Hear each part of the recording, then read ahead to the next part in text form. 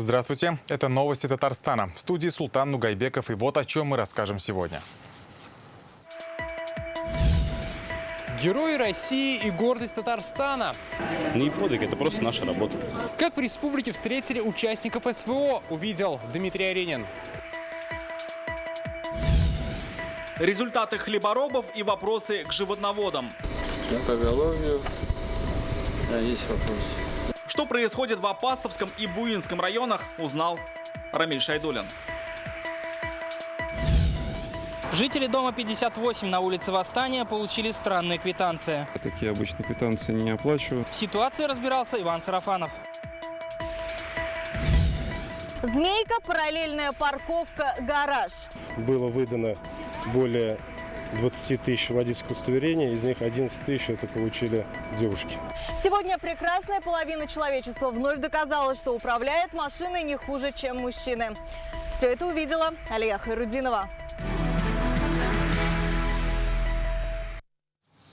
Под фанфары оркестра в Казанском аэропорту этой ночью встретили героев России. Жители Пестрецов Ивана Додосова и уроженца Алькеевского района Раиля Габдрахманова. Золотые звезды участникам специальной военной операции на Украине накануне вручил министр обороны России Сергей Шойгу. Поздравительную телеграмму направил президент Рустам Минниханов. Татарстанцы Иван Додосов и Раиль Габдрахманов – выпускники Казанского высшего танкового командного училища и сейчас служат в звании майора. С какими чувствами их встретили родные и что герои говорят о своей службе родине, узнал Дмитрий Аренин.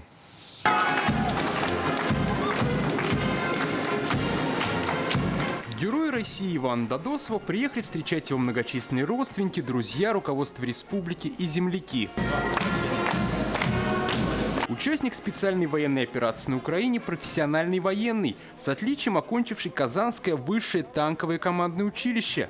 Майор Иван Додосов – обладатель ордена Мужества, медали Суворова и еще ряда наград. Теперь на его груди и золотая звезда Героя России. Я и не ожидал, что я получу эту награду. Она, скажем так, неожиданно присвоена, но заслужена, нас, как сказали руководство. В Казани Иван Додосов вернулся из Москвы. Церемония награждения прошла в Национальном центре управления обороны России. Звезду героя участникам специальной операции вручил министр обороны Сергей Шойгу. Я поздравляю вас с этими высокими наградами, высокой оценкой нашей Родины, вашего подвига, вашей работы, боевой работы.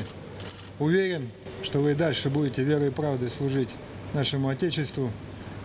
И сделаете еще много-много хороших, добрых и важных дел для нашей страны, для армии, для вооруженных сил. И желаю, чтобы вы каждый раз возвращались домой живыми и невредимыми. Как говорит Иван Додосов, он прекрасно понимает, за что сражается. За помощь сопредельному товарищескому государству, чтобы у них также появились свои дома, которые у них, скажем так, отняли. Ну и тем самым вернуть им их домой. Что у нас, в принципе, и получилось. НР мы уже освободили, ДНР еще чуть-чуть. Иван Додосов родился в Пестрецах из простой деревенской семьи, где многие военные, полицейские, пограничники. Как воспитание? Простой деревенский парень. Рос как обычно. Учился, играл в футбол, катался на велосипеде. Он очень справедливый, честный, добрый. Он никогда не будет прятаться за спиной своих подчиненных. Он будет везде идти вперед. Он сам может остаться голодным, он всех накормит, обует. В таких традициях сейчас офицер вместе с супругой воспитывает дочку. Тяжело на самом деле, ждать его тяжело и все, но мы дождались, мы сделали это. Мы очень рады. Когда вот он получил вот это звание, вот эту медаль, я поняла, Россия такая гигантская, и только папе дали, ну почти только одному папе дали медаль вот эту.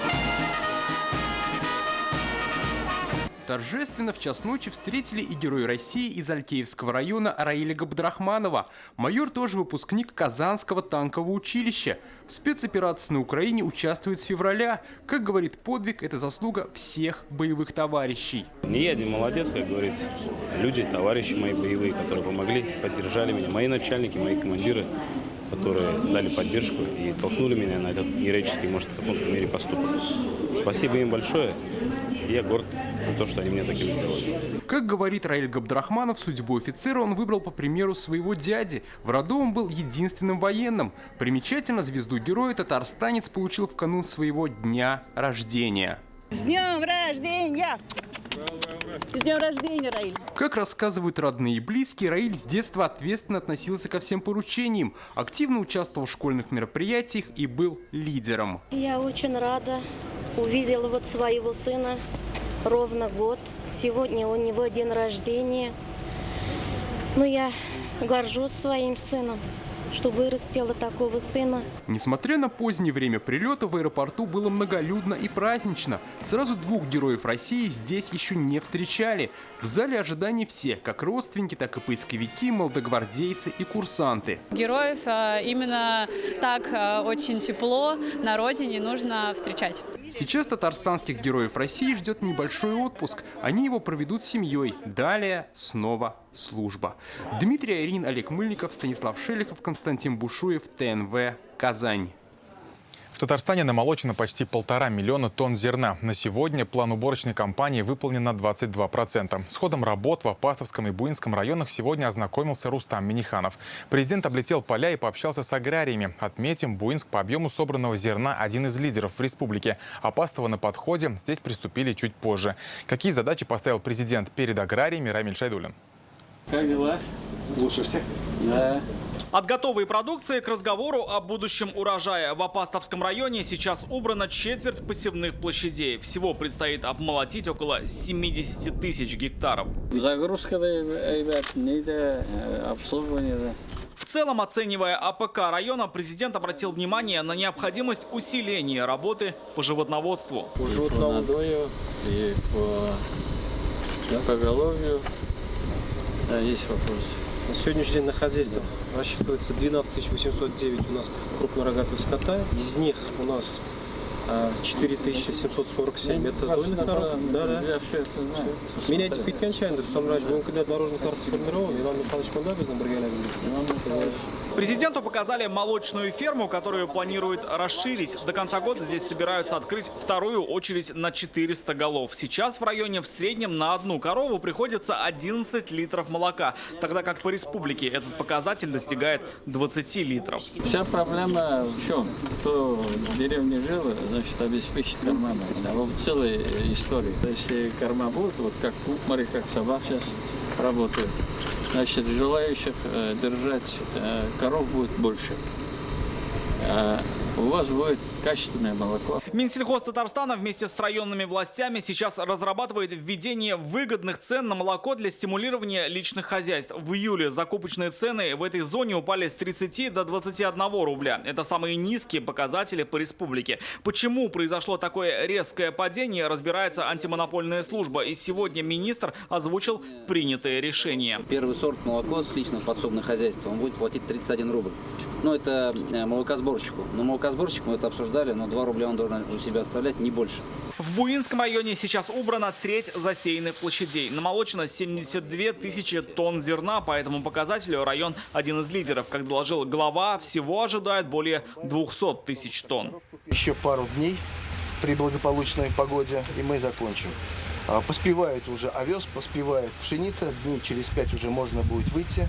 Также в районе уже более половины полей подготовили к озимым. Как отметил президент, у Буинска большой потенциал по животноводству. Сейчас здесь в день производят 133 тонны молока. Многие компании получили гранты и сейчас развивают свои фермы. Самое интересное, вы его купили за 2045 евро.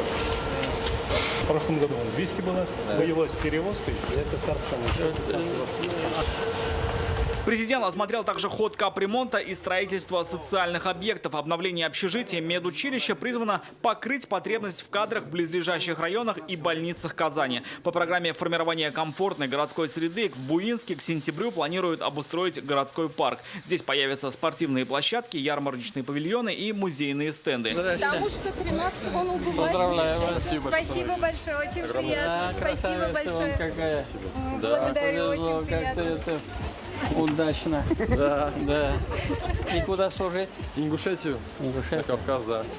Хорошей службы вам. Спасибо большое. К уборочной кампании на сегодня приступили во всех районах республики. Намолочено почти 1,5 миллиона тонн зерна. В лидерах Тетюша, Буинск, Новошишминск, Мензелинск, Нурлат. Средняя урожайность в Татарстане 39,5 центнеров с гектара. Это больше, чем в прошлые года.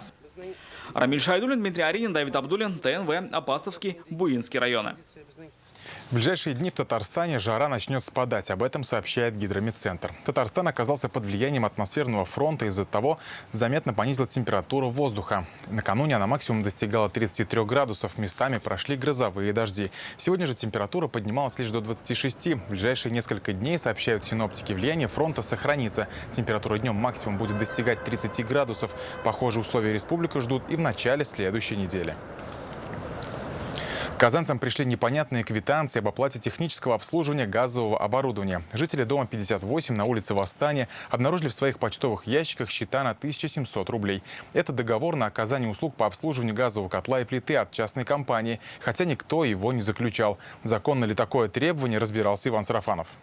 Квитанция была получена в почтовом ящике. Маркус Лейба – пенсионер. Всю жизнь прожил в 58-м доме на Восстания. Эту квитанцию обнаружил в своем почтовом ящике. Судя по тексту, ему предлагалось заключить договор на обслуживание газового оборудования с фирмой «Газсфера».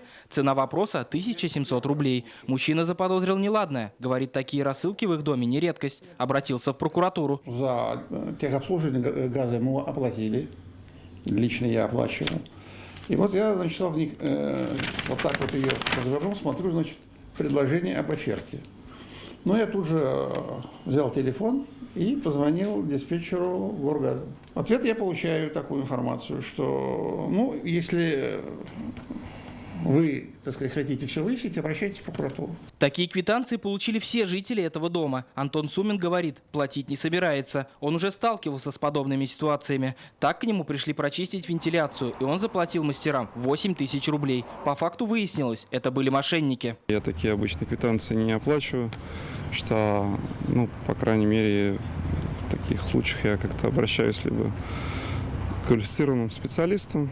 Чтобы прояснить ситуацию, мы связались с компанией, номер которой указан в квитанции. Сотрудник отказался представляться, но рассказал, это предложение заключить договор с новой организацией для обслуживания газового оборудования. И пояснил, 1700 рублей – это оплата за год. Каждый житель дома решает сам, заключать соглашение или нет. То есть если у человека, вот он оплатил, не подумав или плохо прочитав, да, но у него есть уже договор. То есть, соответственно, человек хочет вернуть свои денежные средства. Ну, разумеется, мы их возвращаем, почему должны удерживать. Это ведь человека, это решение человека. Он хочет, он как бы с нами заключает договор, не хочет, не заключает. Те, кто уже оплатил счет, невнимательно прочитав документ, могут получить свои деньги обратно. Нужно написать заявление в компанию «Газсфера». За разъяснениями ситуации мы обратились в «Газпром-Трансгаз Казань». Они всегда обслуживали этот дом. Здесь рассказали. Обращение от жильцов 58-го дома на Восстания они получили. И посоветовали внимательно изучать документы, прежде чем заключать договоры и оплачивать счета. Если поступают подобные квитанции, нужно сначала внимательно изучить их, прочитать, что там написано. Если у вас возникли вопросы, можно позвонить в наши структурные подразделения. Телефоны есть на каждых наших квитанциях. По факту получения таких квитанций правоохранительные органы начать проверку не могут. Нет заявлений. Если поступят, то силовики займутся расследованием. Иван Сарафанов, Данил Филатов, Олег Мыльников, ТНВ, Казань. За сутки в республике коронавирусом заболели 82 татарстанца. 56 из них госпитализированы. По сравнению с июлем это явный рост. Медики Татарстана в ожидании увеличения заболевших призывают население вакцинироваться. В Набережных Челнах за последние 2 недели количество обращений больных коронавирусом стало в 2 раза больше, в том числе и беременных женщин. На сегодня в Автограде их госпитализируют в инфекционную больницу. Стационар рассчитан на 300 коек. Сегодня здесь лечатся 60 пациентов. Если 3-4 недели где-то приходило в среднем 60 человек в сутки, то сейчас ежедневно 120 человек. Конечно же, не все госпитализируются, но в обязательном порядке все тестируются на новую коронавирусную инфекцию. В России обнаружен новый гибрид омикрона и дельты. Его назвали российским дельтакроном. Тем временем в Татарстане 82 новых случая заражения коронавирусом. Как растет заболеваемость в стране, читайте в интернет-газете «Реальное время». Татарстанские предприятия продолжают пользоваться федеральной льготной поддержкой. Компаниям выдают займы по ставкам от 1 до 3%. Средства идут на проекты, направленные на импортозамещение и производство конкурентоспособной продукции. Среди тех, кто воспользовался этой возможностью, Казанский завод по производству деталей для имплантов. Сейчас компания обеспечивает пластинами и стержнями медицинские учреждения по всей стране. Что готовы предложить, увидел Рамиль Галиуллин.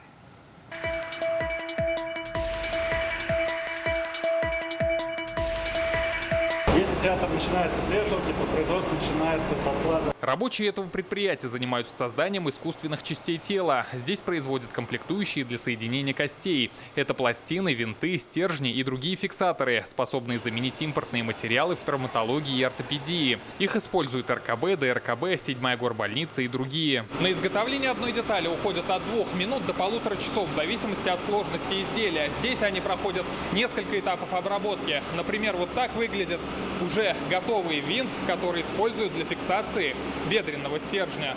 В их руках и здоровье самых маленьких пациентов. Компания единственная в стране выпускает составные части имплантатов для детей младше 3 лет. В качестве материала используют высоколегированные марки стали и титановые сплавы. Сейчас компания обеспечивает деталями весь российский рынок. Продукция уходит в Москву, Новосибирск, Санкт-Петербург и другие регионы. Раньше львиная доля приходилась на иностранные компании.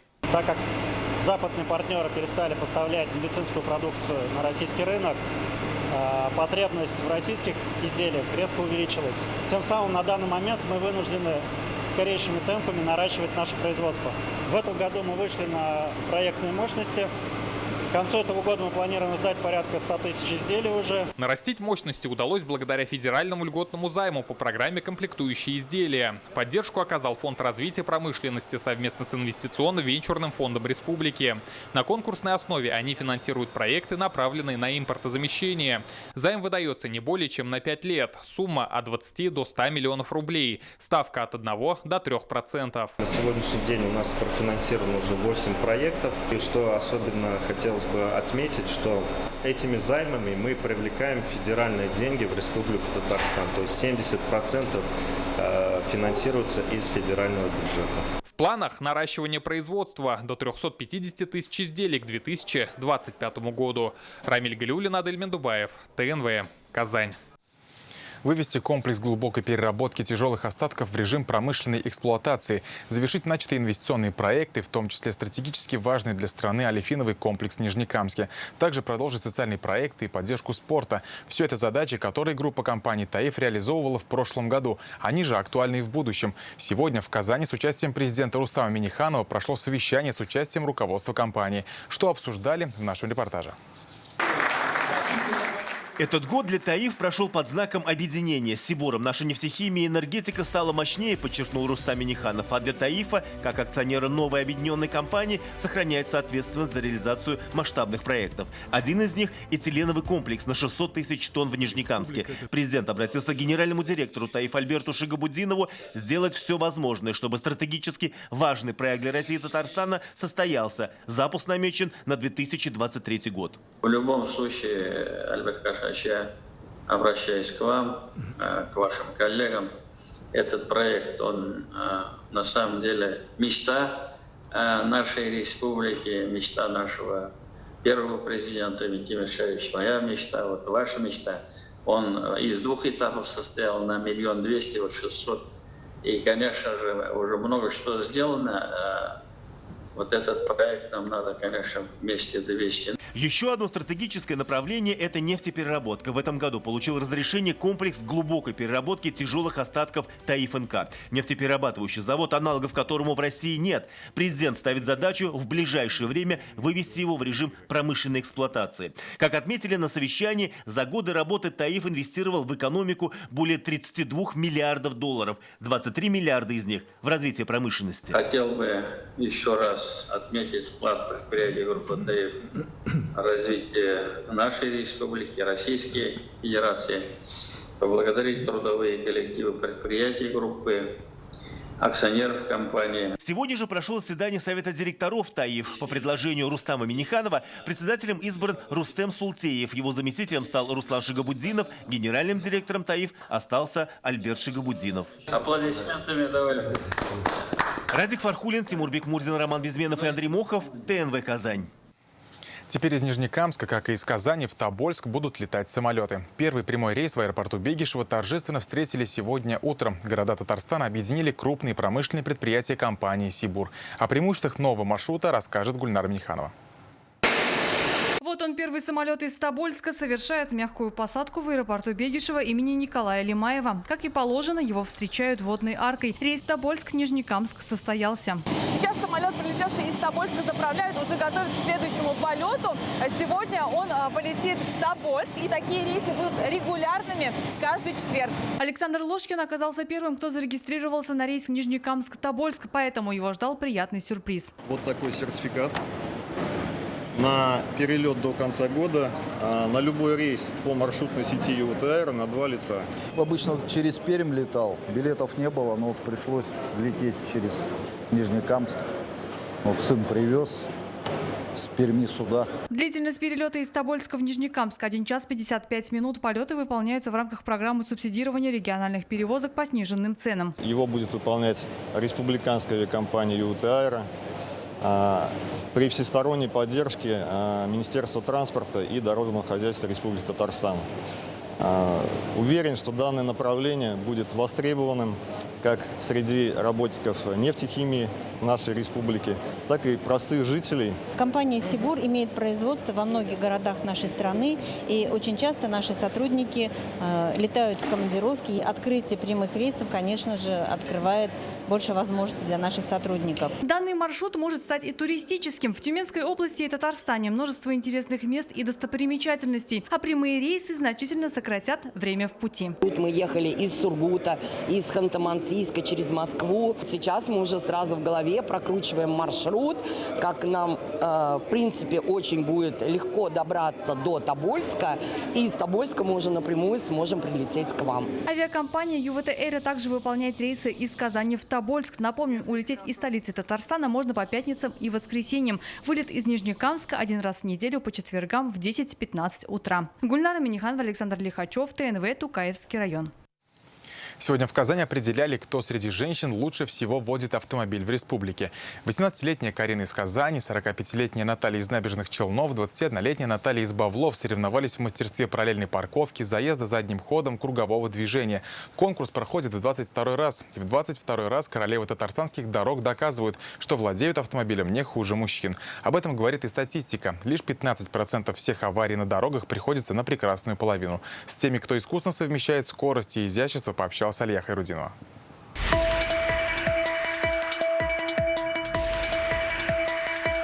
Это обычная съемка, но совсем необычный повод. Существует мнение, что женщины ездят за рулем хуже, чем мужчины. И мы едем туда, где этот стереотип разбивают в пух и прах. Я сяду в машину, поеду по серпантину. Каблуки в сторону. Удобная обувь сегодня в приоритете. Они приехали на конкурс, чтобы побеждать. Алия Садриева за рулем 8-й год и говорит, что за это время ни одной аварии. А вот первая встреча с сотрудником ГИБДД запомнилась на всю жизнь. При виде которого я очень растерялась, да и он, наверное, тоже был ошалел немножко, когда увидел настолько неопытного человека за рулем. Но отнесся очень по-доброму, показал, подсказал, что надо делать и как себя вести впредь. В финале 12 автоледи. Они уже лучшие 4 зональных этапов конкурса. Габаритные ворота, змейка передним ходом, параллельная парковка, гараж, крест и стоп-линия. Сегодня все задания на скорость.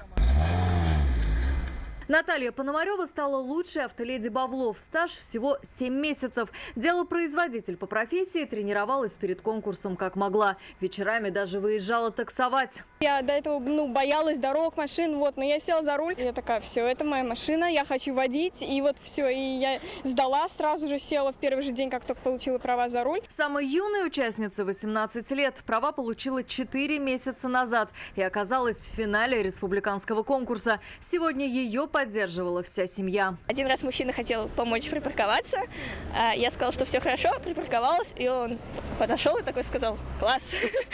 За последние 5 лет женщин, которые садятся за руль, стало больше. Так, в Татарстане в прошлом году 56% от общего числа получивших права девушки. В этом году за руль сели более 11 тысяч женщин. Статистика показывает, что 15% только дорожно-транспортных происшествий происходит по вине девушек. Мы прекрасно понимаем, что девушки более дисциплинированы, а девушки, можно с них брать пример. Впервые конкурс прошел в 98-м в Набережных Челнах, с 2000 года в статусе республиканского. В этом году первое место заняла самая молодая участница Карина Мухамедзянова. Победителей наградили кубками, дипломами и ценными призами. Алия Хайрудинова, Ильшат Мухаметов, ТНВ, Казань. Еще больше информации в нашей группе ВКонтакте и Телеграм-канале. Также наши выпуски доступны на платформе Рутюб.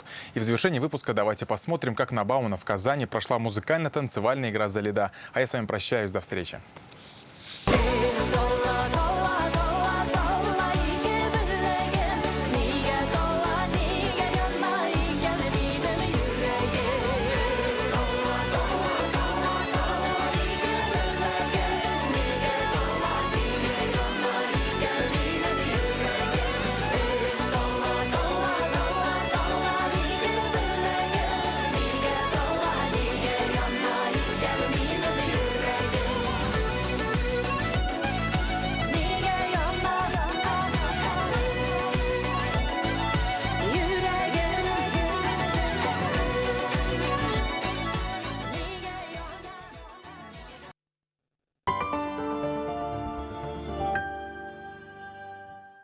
Огромный ассортимент портьерных тканей. Феерия, Тукая, 58. Быть этого не может. Алина, иди скорее сюда! Ну чего? Ты не поверишь. Это же квартира почти даром. Квартиры в Светлой долине с ипотекой 0,1%. За 30 лет переплата всего 91 тысяча рублей. Изысканное меню, стильные интерьеры, атмосфера незабываемого торжества и праздника.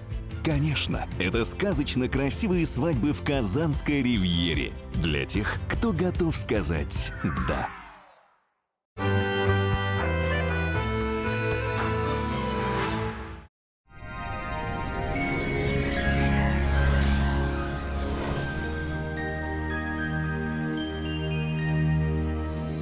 Здравствуйте! О погоде на 12 августа после полезной информации. Данил Мастер дарит скидку в 5% на заказ любой корпусной мебели до конца августа. А если позвоните сейчас, то получите дизайн-макет мебели и выезд на замер бесплатно. Не ждите, звоните 2 167 166. Жара в республике ненадолго спала, и по данным сервиса Яндекс.Погоды в Бугульме, Бавлах, Азнакаево вновь ясно, без осадков, температура начинает повышаться. Прохождение атмосферного фронта сказалось и в Нижнекамске, Набережных Челнах и Елабуге. Ночью плюс 12, а днем 26 градусов выше нуля.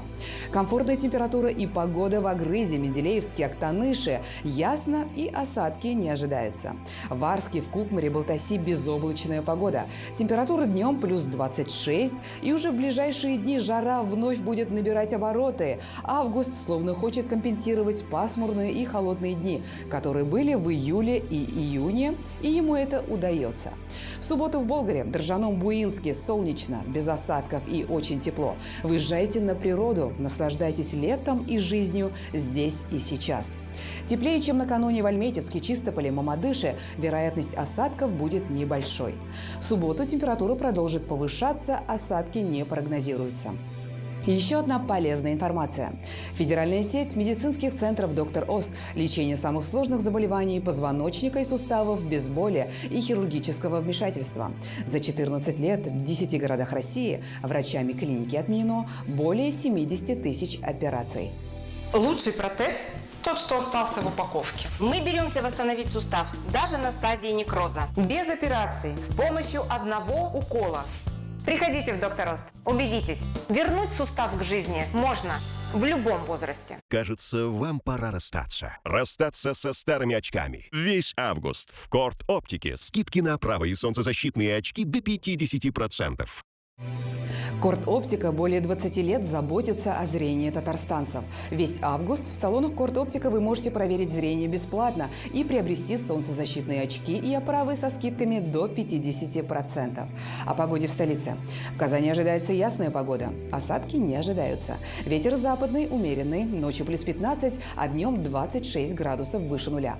Атмосферное давление выше нормы 760 миллиметров ртутного столба. Влажность воздуха 53%. В магнитном поле Земли спокойно. О погоде все. В студии была Лейла Латыпова. Всего доброго и оставайтесь на нашем канале.